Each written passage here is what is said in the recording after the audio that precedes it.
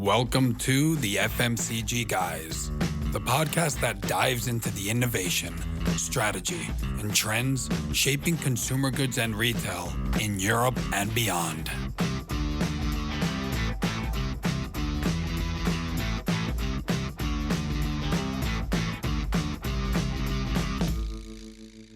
Welcome to the FMCG Guys podcast. I'm Daniel Torres, your host. When I'm not hosting the FMCG Guys podcast, I'm the Director of Executive Search at Dwyer Partners, recruiting leaders in the industry, director level and above in sales, marketing, and logistics. And in this podcast, we speak with the top voices in the consumer and retail industries. We're now over 170 episodes in. So I do invite you to go into our website or your favorite podcast platform to hopefully entertain yourself and even more hopefully be educated with some of the industry's top voices. And remember, we are part of a family of podcasts, which is headed by the CPG guys in the US, where Peter, Shri, and Brian speak with the top leaders in the CPG consumer goods industry in the other side of the Atlantic. Also, if you haven't yet, remember to follow us on LinkedIn, where you'll join a community of 15,000 members and counting. And you can also now find us on Instagram too. And yes, I have two people with me today. On one side of the table, virtual table, is my co-host, Efrain Rosario. Hey, Efrain, how are you? Good, Daniel. Nice to be with you as always. Likewise, always good to end the week on a Friday afternoon, seeing you. What better plan than this, right? A coffee, Efrain, and one of our victims on the podcast, right? No, never victims, only heroes. Exactly. You couldn't have said it better. So the other side of the table, we have someone that I've known for, I would dare to say, probably like 7 or 8 or 10 years even. Like, we've been in touch for a long time. This is Sergio Panzarella, who's currently the CEO of Food for Health, proud producer of olive oil brand Olixir. Hey, Sergio, nice to see you. How are you? Very well. Nice having me. 10 pleasure. years, eh? Goodness, like 10 years, I think. Yeah, I would say 10 years. It could well be. It could well be. Back in the day where I was at my first headhunting company, which we won't mention just in case they don't get angry. And you were working at your former company, Procter and Gamble. I'm sure they won't get angry. Yeah, I know. So Sergio, before we go into what you're currently doing, I think it could be interesting to give a bit of background here. How did you start in consumer goods? Because you had like a bit of an unusual beginning, if you like. So, I mean, I'm Sergio. I'm from Italy, Sicilian actually, and I started with an internship in Rome in Procter and Gamble. I was actually in the sales department. After the bachelor, I really wanted to go and get my hands dirty. So P&G was offering this, and I started there, and then I had the opportunity to move straight to the international headquarters in Geneva and take the leadership for kind of in brand management for the one of the laundry brands called Ace. That's the unusual part, Sergio. Like, it's not usual like that. In Procter and Gamble, you normally have to be in a few years in a country before they send you to the headquarters in Geneva. What did they see you? What trick did you do to do that? I think 2 things. First of all, I really gave it all in the internship. For me, was it was so enriching that I really pushed. But then, so on one end, I pushed because I joined in sales, but what had attracted me from P&G was really the marketing function, which was the university. And I only had a bachelor, so I really wanted to go there to, do my master's at P&G. So on one end, I pushed, but then there was also, context to it. Sales was in hiring freeze, and there was this opportunity on a brand that was, very, let's say, important in Italy. So it was a brand that really was doing 60% of their sales in Italy. So that's how, people took the leap of faith on me on sending me right to Geneva and hiring me directly there. And Sergio, first off, nice to have you join us on the episode today. It's interesting too because I think to kind of build on Daniel's point, not only did you at a very early stage in your career make the jump from local market to headquarters, but you also started your international journey as well, right? Yes. So I'm curious to get your perspective into, which, how did that, how did that go in terms of like, what did it offer you in terms of going international so early in your career?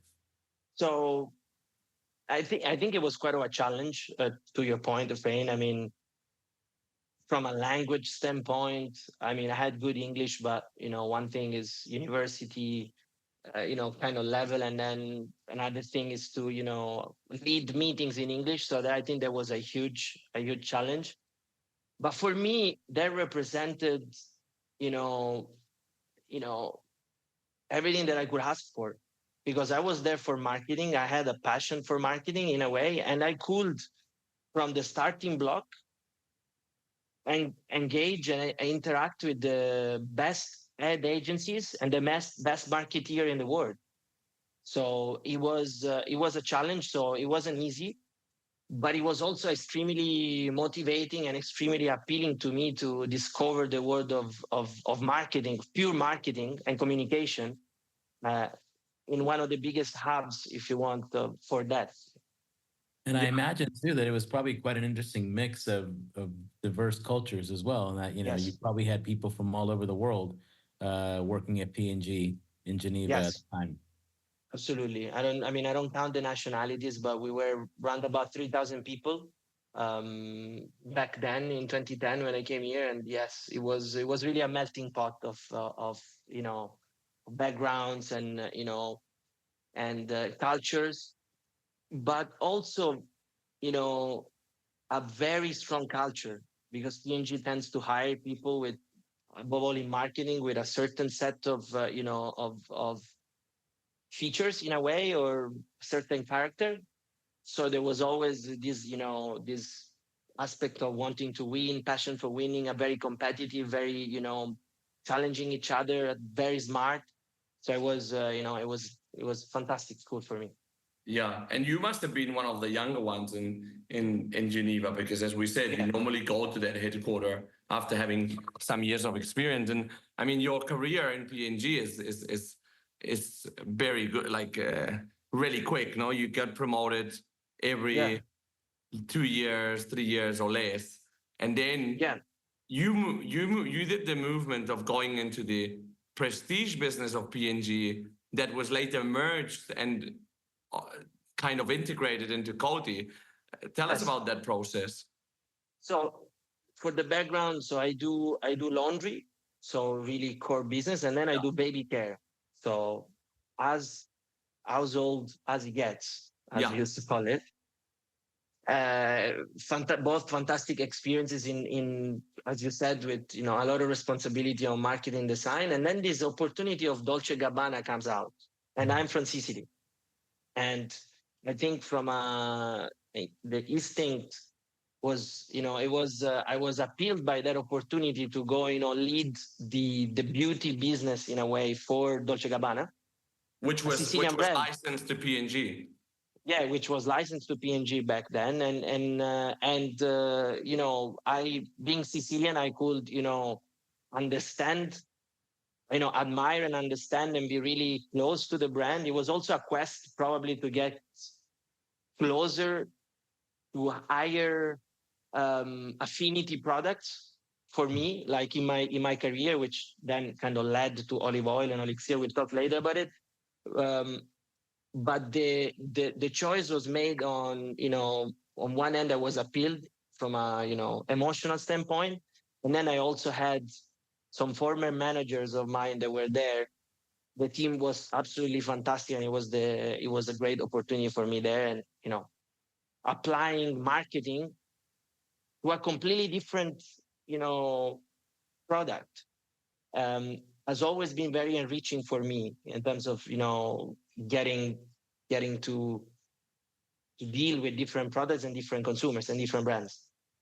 Yeah, and well, I imagine too that you've got two fairly strong brands kind of, almost like crossing over in a way. And then you've got the corporate brand of P&G and all the things you mentioned in regards to the culture and the values, then the way of marketing that it represents. And then you've got this prestige luxury band of Dolce and Gabbana. And it's, that intersect must have been fascinating in terms of having to be able to navigate that successfully.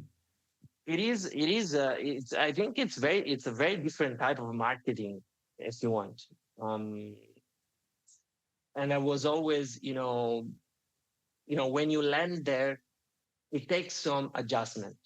So you go specifically from a brand like Pampers, there's really a bit the school of you know, functional branding in a way. So you're really superior on something that is concrete for the consumer, and you try to bring that superiority to life in a creative and engaging way. And then you go on to something where the function of the product is not there at all.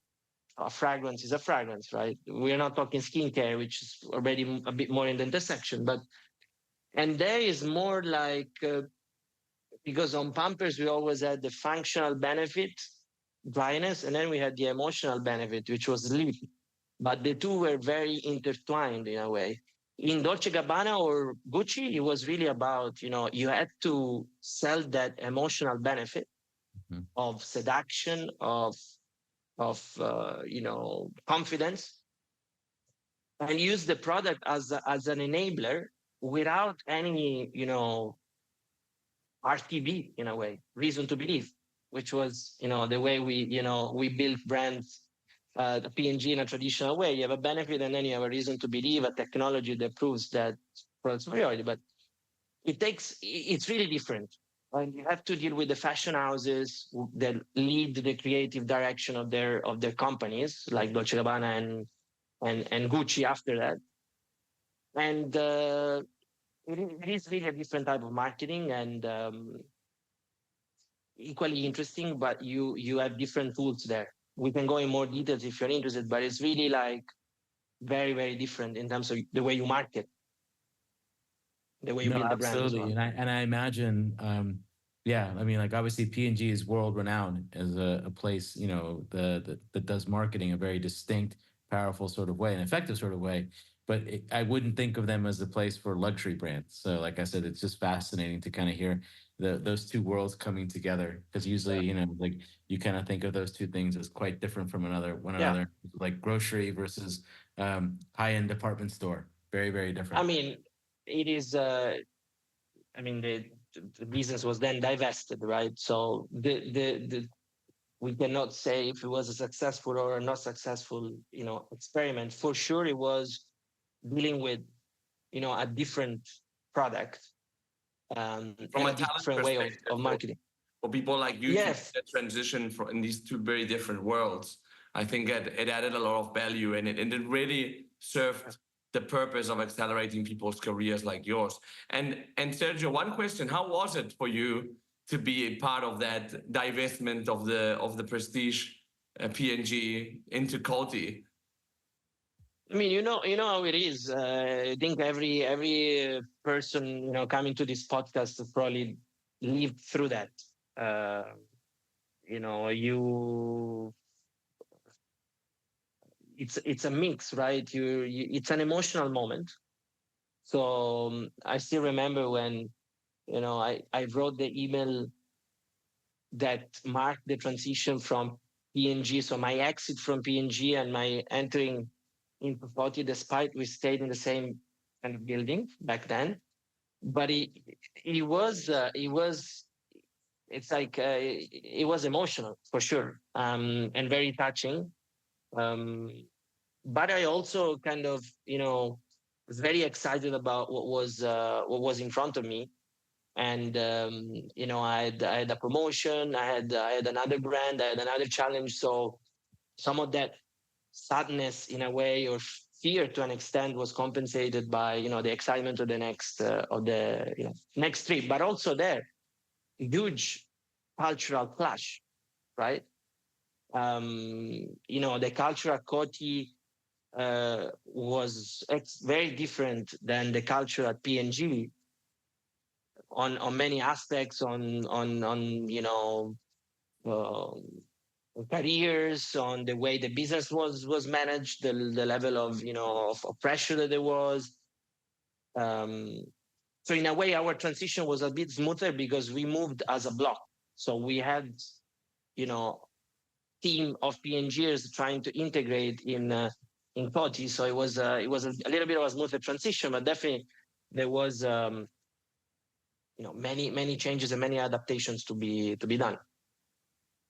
Well, and it's interesting, right? Because I think, like you said, I think well, the like you said, taking the PNG subset of people and dropping them into Coty, that in and of itself would be a fascinating case study. You put that with talking about a prestige brand living within P&G. I mean, it's like, there's all sorts of change management case studies embedded in your career for sure. We should do a special episode about that experiment. We would have some very interesting takeaways. Well, I think I mean, Daniel, I think we've now had a couple people on as guests who were involved in some way, shape, or form in that P&G to Coty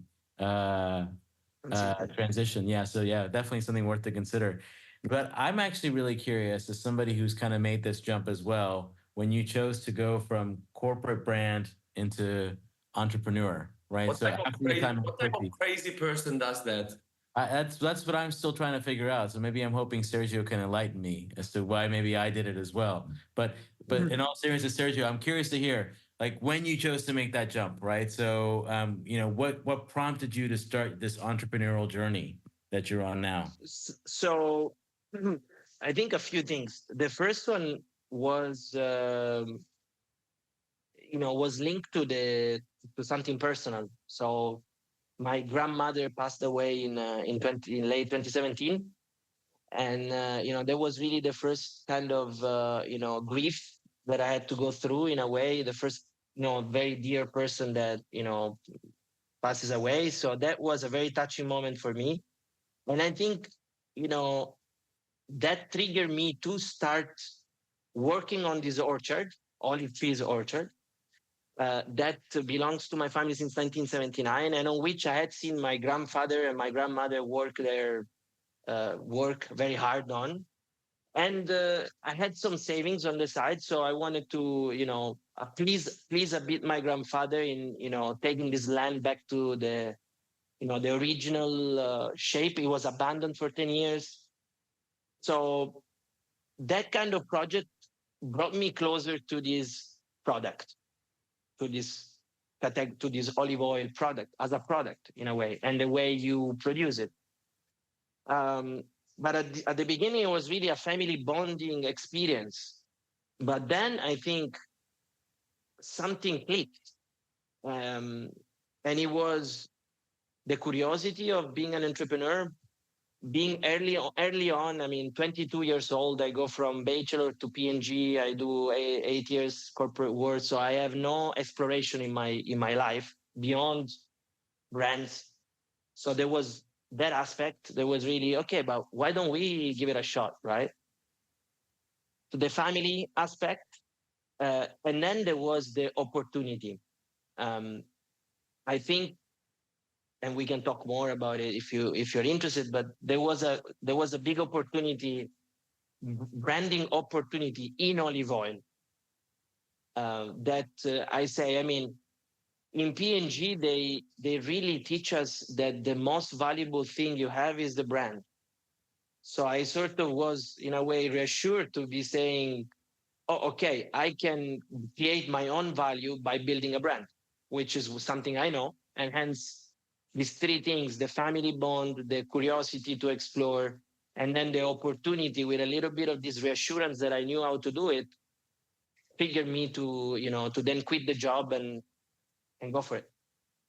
Yeah. And so basically, if I'm getting this right, your grandparents have this piece of land where you decide to, where they grew olives, and you decide to like restart that, and from that create a brand. And yes. And tell us the steps of that. Like, what steps did you take step by step? Like when did you decide to go full on into that? How did you create the brand? How did you like? How is it to even plant olive trees? Like I have no clue. Okay. So in this case, the olive trees were planted already in this Okay. land, but they were abandoned. So I had to go through pruning them, like bringing them back to production, restoring them. So there was a project that it was in parallel. It was a kind of a side project that I had through while I was still working. And then I did a sommelier class. So I really wanted to get an olive oil sommelier course. So I really wanted to get deep on what is this product? How do I do it? Obviously, I had agricultural background with my grandfathers, but I wasn't an expert in olive oil by no stretch of the imagination. So I wanted to really touch. So first of all, I formed myself um, on that. I did some informal consumer groups, and it's a true story that back in 2015, I had helped my grandfather to do a small harvest, and I had brought full of bottles of this olive oil, which back then it wasn't called Olixir, to my former colleagues at Pampers. And I had seen some pretty amazed reactions, like people that had never tried a product like this. So they kind of, stayed in my mind and gave me again the confidence to start that. But to answer specifically, we started with the brand name and with the brand equity in a very traditional way. What do we want this brand to stand for vis-a-vis the opportunity and what we think is relevant for consumer in terms of benefit?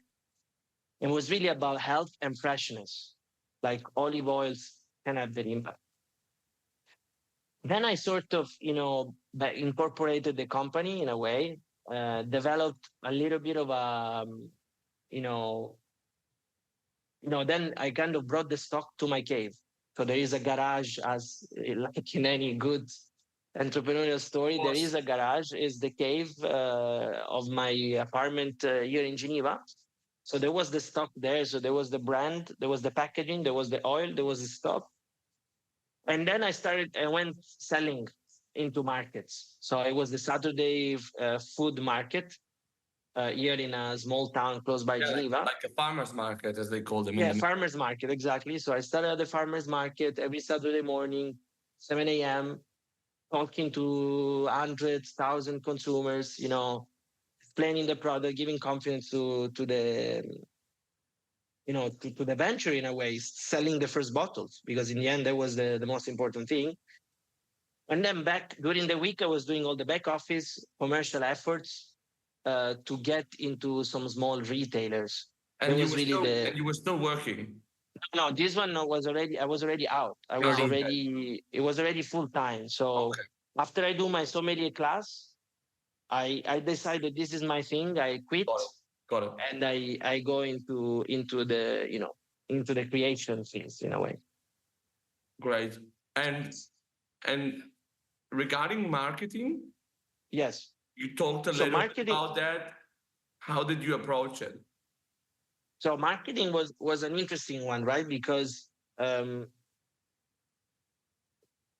was familiar with one specific way of building brands, the fast-moving consumer goods way, and I tried to apply that framework, that recipe to food. And food, very often, if you leave aside the kind of functional food, doesn't play through the same standards, right? It's very hard to differentiate on taste. So my challenge was really, can I build a significant point of difference on an beyond taste on olive oil? So I really, went deep into what would be my benefit, what would be my brand equity. Then I developed a little bit of my, my initial toolbox, like what was my ad, what was my, in-store display. I worked very hard also on my pitch and on the storytelling, like crafted my story. And then at the beginning, I really it was the markets. So I was pitching a lot of consumers. I was pitching retailers, and I was, presenting to press, to journalists. So at the beginning, it was really like I got 4, 5, 6 articles that really gave me the kind of the first awareness boost in a way. So that was really the starting point to marketing that kind of got me off the ground in a way. Yeah. So, Sergio, so in moving from being, like you said, somebody who focused exclusively in marketing in the corporate Yes. world, to like now having to really kind of do all things and wear all hats. I'm curious if Yes. there was any other part of your corporate experience that proved to be vital for you as you became the general manager, the president, if you will, of this new I initiative. exactly the CEO. Like Yeah, I yeah, yeah. ramped up Head- from the big boss. like the title standpoint, the trajectory was crazy. Maybe the financial trajectory wasn't the same, but that's a different discussion. But um, so yeah, I mean, I was a solo entrepreneur for I think 3, 4 years, which is also pretty specific, you know, and adds more complexity to the question, you know, to the challenge you are highlighting. But in terms of transition skills that I transferred from the corporate world, for sure there is beyond the brand building which we just discussed. There is the business fundamentals, like the understanding of your structural financials, of your marketing model, of how you make money in a way.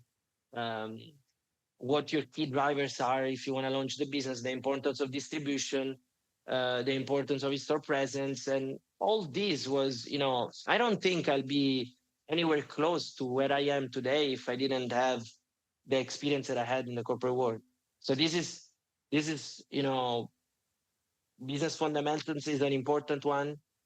Um, the also the structure the PNG taught me how you kind of take an idea, how do you envision something, you set yourself some goal and you plan for it and then you execute it. um, I think the kind of the professionalism in a way, kind of how you do it, was super. I mean, this was a super school, and I think those are really there are many other things, but and then also the now more the leading a team, right? Leading stakeholders. How do you influence people? There was also one that comes straight from my experience at PNG. And what part of like your working style did you have to say, okay, can't work like this anymore and I have to reprogram myself? Because from sitting in a glamorous office to going to farmers markets on weekends, there's quite a stretch there. It's huge. I think it was a really humbling experience in a way. Yeah. So there was so you had to come to grips with the fact that you took a different path. So all the criteria that you had looked, kind of all the idea of success that you had set as PNG has set you, or any corporation sets you of kind of career progression, financials, all that I had to sort of, and is a discussion that you have with yourself every day. You kind of okay, week one, no salary. You look, you remember your old salary.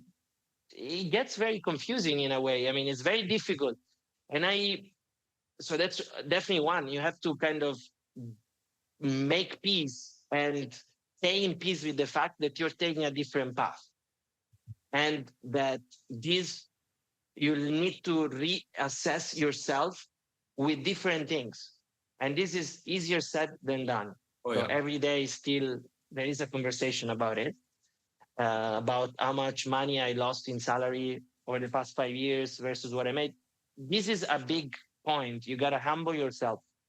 Um, and, I mean, humble yourself. I think that's not the right way of saying it, but you're gonna try to look at other things, aspire to other things in the very short term. because we are not, the interesting thing is that we are not native entrepreneurs. That's a completely different, we are transition entrepreneurs. We are entrepreneurs by choice. Mm-hmm.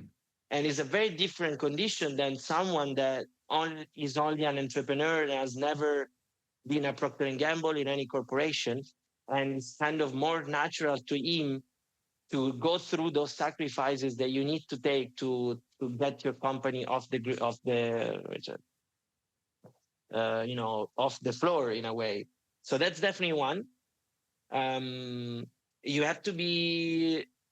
I think you have to.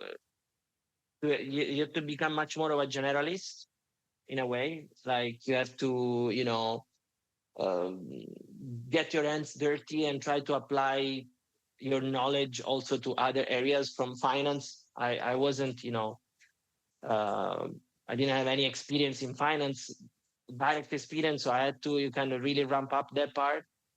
And supply chain, crazy. I think in the first years, your business is really finance and supply chain, and I think this is really two things that you know you also realize the importance of them in P&G or in this big corporation when you leave. And two more things. The first one is you have to develop a strong belief in yourself. So I had to develop, I had to believe in myself into, build resilience. And we can go into what that is if it's interesting. And then decision making. So basically in P&G, until you are a general manager, I mean, I would say it's layered, right? You recommend, you do your analysis, you come with a recommendation on how you want to do certain things, but then it's probably someone else that will take the risk to make the decision in a way. So that then comes to me, and decisions that are going to impact the business in the next minute. So really uh, change your value system in a way, more of a generalist, strong belief in you, and decision making are really the four things that you have to work on a daily basis to change your system in a way. So, Sergio, you referenced, like you said, that very few people are born entrepreneurs, Yeah. if you will, and it does require a different skill set. It's fascinating because in today's corporate world, particularly in the FMCG space, you often hear companies saying Entrepreneur. we need to build this Yes, agile one. mindset. We want to get that entrepreneurial spirit into our companies. I'm curious, now that you've been on both sides. Is there anything that you've learned through your entrepreneurial experience that you think you would, if you were to go back, or you were recommending, or you were giving it as advice to Yes. somebody who's in the corporate world? Like, are there certain things that you would say these are things that you should think about how you apply in a corporate Yes. world as well? Definitely. I mean, the being much closer to the business. I mean, these corporations are huge and they're hyper specialized, and sometimes they also act in silos, right? There is a lot of, I do this small bit of the business, I do it super well, then there is someone else that does another bit of the business. But I think the being much closer to the business, to the um, to the consumer, to the shopper, to the business model, and just trying to link as much as possible your area of responsibility in your headquarter to that buying decision. That is the only thing that counts in the end, in a way. I mean, more or less. So there is one that is huge, which is interlinked with the other one, which is with another one, which is external focus. I think you know and yeah, I mean, in P&G we also had, one of the strengths that we could have in as a marketeer was if you were in touch with the external world. So this item was already there. Um, and I think is kind of walking the talk there, and really be in the stores, sell the product, Mm. um, talk to consumers while they're shopping, because in the end, what you discover is that the iterations of my brand, which is very different from 5 years ago, were all driven by these interactions that I had with my consumers, um, beyond the focus groups in a way, right? Or the institutional kind of those informal, talk to consumers and to the store owners, and it's super important. So I would say these two really closer to the business and external focus. Hmm. And now 5 years already, Sergio, it's crazy, eh? Like this is pre-COVID that you started. Let's remember that. Yeah, Or just lucky one. like dinosaur time that you started your business already. Tell us Crazy. where is the business right now? Because the olive trees you have in Sicily, you're based in Yes. Geneva. What does your infrastructure look like, if you like, and what's the distribution as well? Where are you? So in few words, so just to bring everybody up to speed. Today, if you have only consumed industrial olive oil, is like that you have always eaten sandwich bread and never eaten a loaf of nice artisanal bread. So Olixir is the latter, and it's an oil which has a super high level of freshness. Right now, we are, how can I say, we are in 400 stores. So we have proven our model both in Switzerland and in France, so in Europe more generally.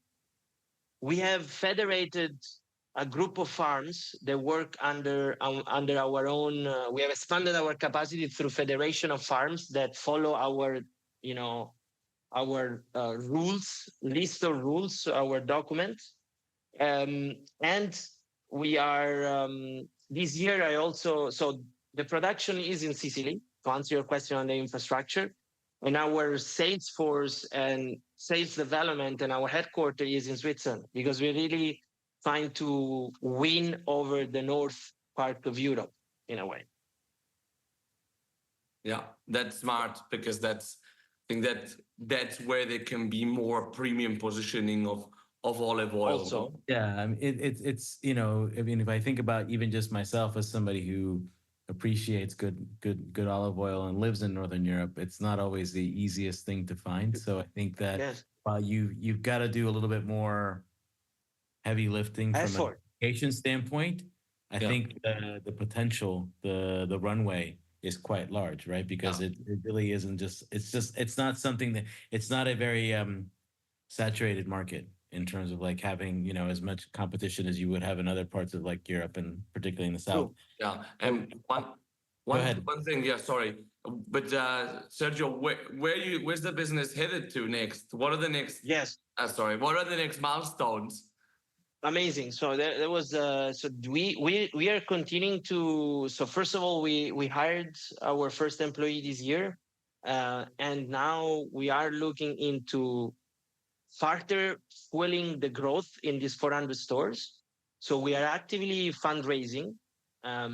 We seek angel investors that are passionate about this the category food in general, and that can bring some of the skills that we need to bring this company forward. We have proven our recipe in these key accounts like Manor and Grand Frais, two big accounts in Switzerland and France, and we are already in talks with other key accounts across Europe.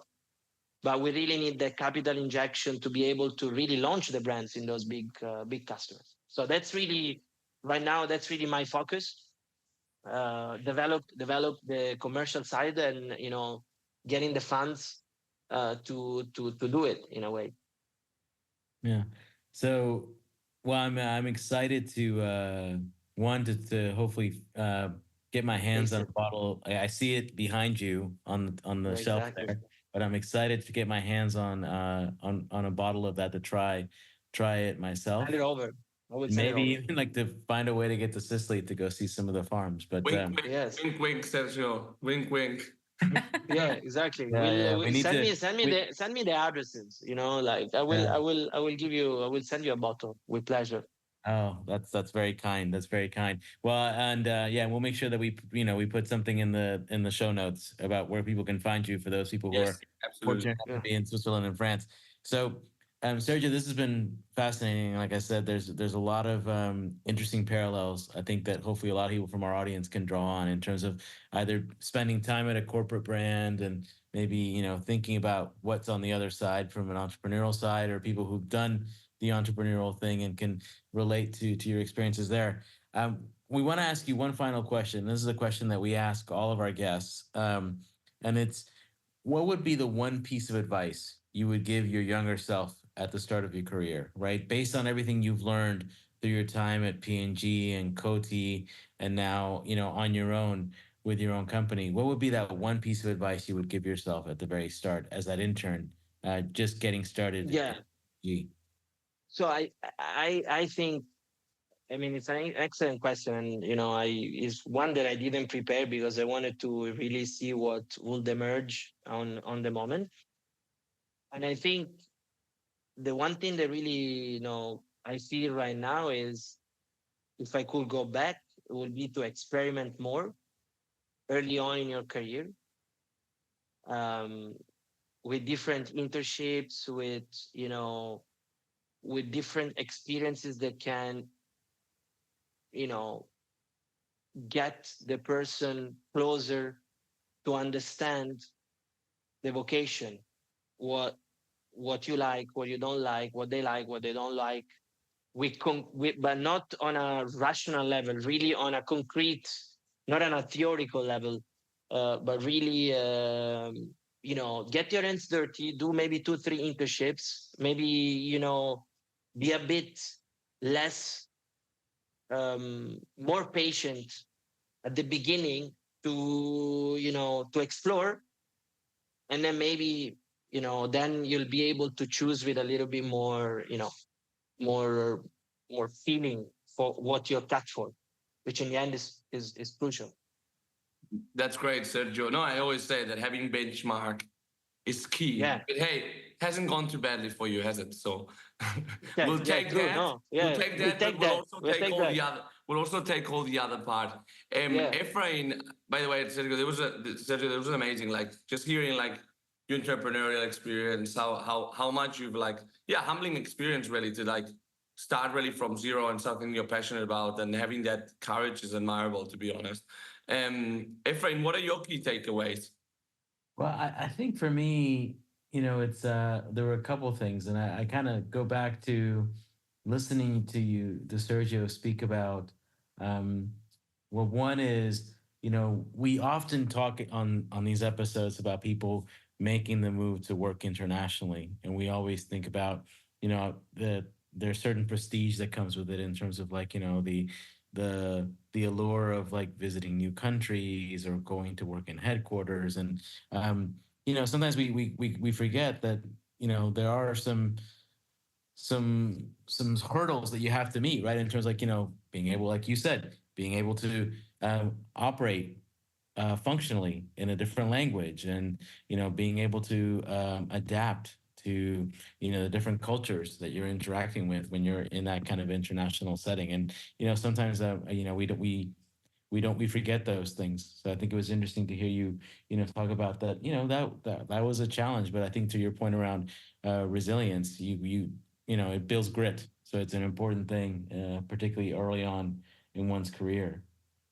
Yeah, I think that also I like the mix of like, yeah, having that entrepreneurial itch, if you like, with and linking it to that personal family back to the roots element is really cool, especially for someone like you, Sergio, who is from Sicily but left Sicily very early on, no? Because Yeah. you went to Rome and then you went to Geneva and you haven't gone back. But it's nice to hear that link to the roots. And also then mixing it with that best practice background of P&G and like and really going to the fundamentals of marketing to really build a brand. Yeah.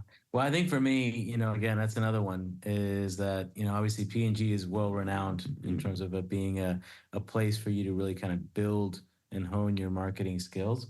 But to me, and I know we talked about it during our conversation, this whole premise of doing prestige luxury marketing within P&G, and I think the words you were using is going from functional to seduction is fascinating. And as we said, that in and of itself could be its own case study in regards to how do you do luxury marketing within a broader corporate brand. Corporate, yeah.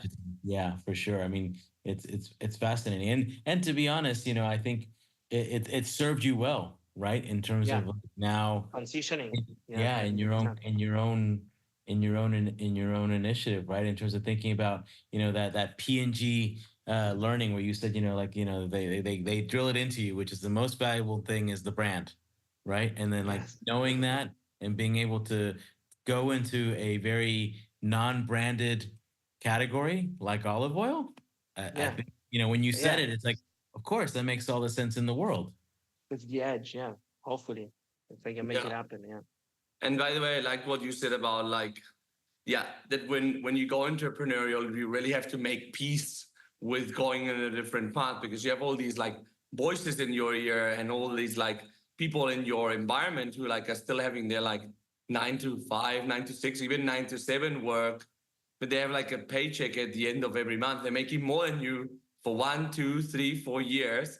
And you really have to make peace with yourself and be really disciplined with the voice in your head and give up a lot of short-term well-being in terms of for a greater good and really a long-term benefit for yourself and for your bank account as well. And to me, I think Sergio, when you were explaining that, what I wrote down for myself was that, that kind of situation really kind of it requires you to measure success, like your own individual success, differently, right? So the same success metrics that you use when you're in a corporate role are very different than when you're an entrepreneur. So I think recognizing that and doing that mindset shift is critical. Otherwise, you'll drive yourself mad. And reminding it to yourself constantly. True, which can be hard because you need to with all the noise. Yes. Perfect. Well, look, Sergio, it was amazing to have you on the podcast. Thanks for coming on. We will obviously leave the digital liner notes, your name, also your company info for anyone that wants to buy the products or maybe even learn more about the business.